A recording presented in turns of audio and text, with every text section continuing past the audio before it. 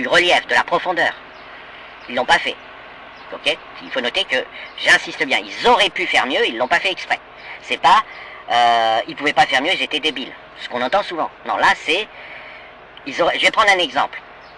Souvent on entend la propagande islamique faire croire que c'est un mythe, hein, mais c'est faux cette propagande. Mais faire croire qu'avant les mecs étaient, les Arabes de l'époque étaient tellement monstrueux que finalement l'islam a amélioré, même si c'est pas l'idéal, a amélioré un peu les choses.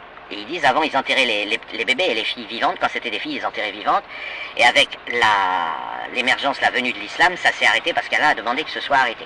Donc ça vous entendez souvent ça dans la propagande chez les avocats de l'islam.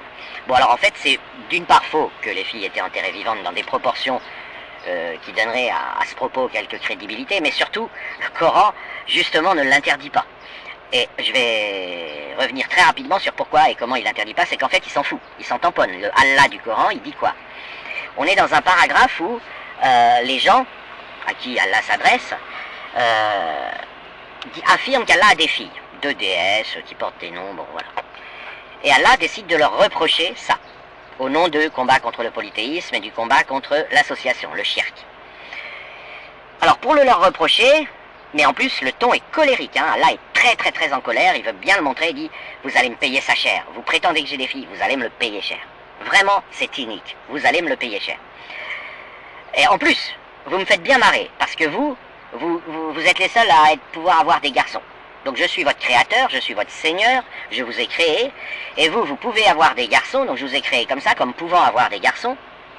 Et la façon dont vous me remerciez, c'est de me dire que moi j'aurai que des filles. J'aurai pas de garçons, j'aurai que des filles. En plus vous dites que mes anges, ce sont des filles. Mais vous, bande de... vous qui m'offensez là, en plus, quand vous avez des filles, vous les enterrez vivantes, à la naissance, ou peu après la naissance, parce que vous avez honte d'avoir des filles. Et pourtant, pour vous c'est une honte d'avoir des filles, et pourtant moi, votre Seigneur, votre Créateur Allah, vous dites que j'ai des filles. Vous allez me le payer cher. Donc voilà, on voit bien que dans ce passage, Allah en a rien à foutre qu'ils enterrent vivantes leurs filles, il utilise juste ça, cette affirmation, pour leur reprocher de lui attribuer des filles. D'une certaine manière, il valide que avoir une fille est une honte, et que donc, quand on prétend qu'il a des filles, on l'insulte. Et il dit, et vous-même, sous-entendu, vous le savez que c'est offensant de dire à un homme tu n'as que des filles, vous-même vous le savez puisque vous enterrez vos filles vivantes à la naissance.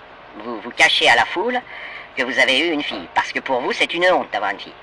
Et moi, vous m'insultez en m'accusant d'avoir ce destin d'être quelqu'un, le père seulement de filles.